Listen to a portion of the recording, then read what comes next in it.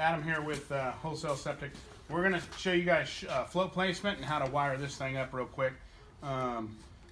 Your floats, you want them about this distance. You want them right here. We've seen a lot of people, they put them down here. That's not correct. You want them right about here. You don't want them to hit and intertangle.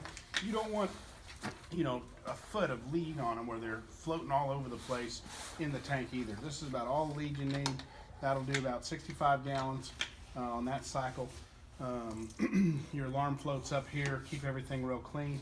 Use big zip ties too. You see a lot of people, they use some rinky-dink zip ties. You can snap them with your finger. Use a heavy-duty zip tie like the police use to gaffle up people when they want to act out and riot and protest for free speech and stuff like that. So just use a good zip tie. On a normal one, if we're doing it in a system, we'd put some duct tape right here, and that duct tape will stay on there forever. And we put it up here too, just keep that wires nice and tight and clean. That's basically it. Now we're going to show you how to wire. This is your control float. Okay, you can't use this float down here. It's a sensor float. You'll ruin the pump. So we're going to show you how to hook these all up and get this pump running. So what you do is you're going to have to find your two wires. So here's our two wires right here.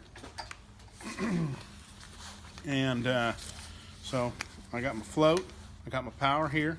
Okay. So we're going to get our power incoming, which will be coming from your, this will be coming from your control panel, okay? And this will be in there. Or in some states y'all don't have control panels, but it'll be coming from a box over there. God bless you, the people that don't have control panels. But, so you got your incoming power. I'm going to take my ground wire, green to green, okay? Real simple.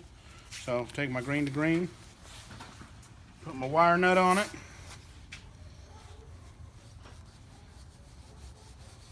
And then what we do on all these is we go a little overkill, but the environment's corrosive, is we actually take silicone and then squirt it in there so it seals it up nice, and then we'll take electrical tape and wrap this up so you'll actually have a little more, you'll want more lead than I'm showing you. So we got that, and then I'm going to take my white wire. I'm going to hook it to my white wire, and for simplicity reasons, there's other ways you can do this, but I'm just going to do it this way for you folks. So white wire to white wire, okay? Another wire nut. And then this is where people get tripped up, okay? Is they see this float switch wire here, and they think, well, I got a white wire and I got a black wire, okay? You need to just think of these as two black wires, okay? So I'll take my white wire from my float switch, put it to the black wire here that's remaining, okay? It's coming from the incoming power, okay? You can hook it to the pump if you want to, it's fine. It's the same thing. And then I'm going to take my black wire on the float switch and hook it to my black lead on the pump, okay?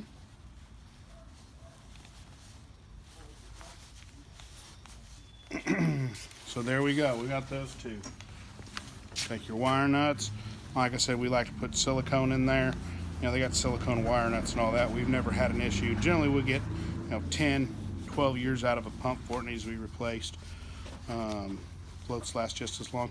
When you get a new pump as well, you got to replace the float switches. A lot of people think, oh, my float switch is good, or I just replaced it. Look, the pumps pull more amps as they go bad, and because of that, the float switches go bad. And you could damage the pump, and might as well just spend the extra money. You got to redo everything anyways.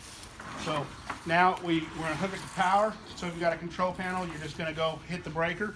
While the pump's out of the tank, okay, lift this float up. Oh, it works, okay?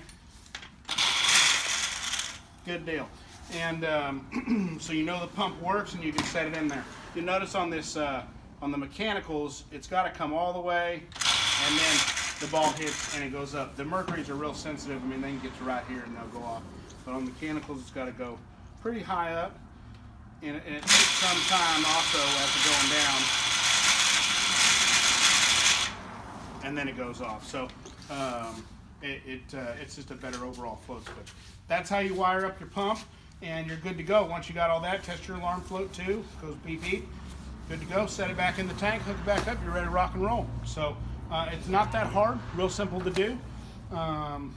That's pretty much it. If you guys have any questions, you can leave comments down below. Call our office. We'll be happy to help you. Hope you guys have a great day. Thanks.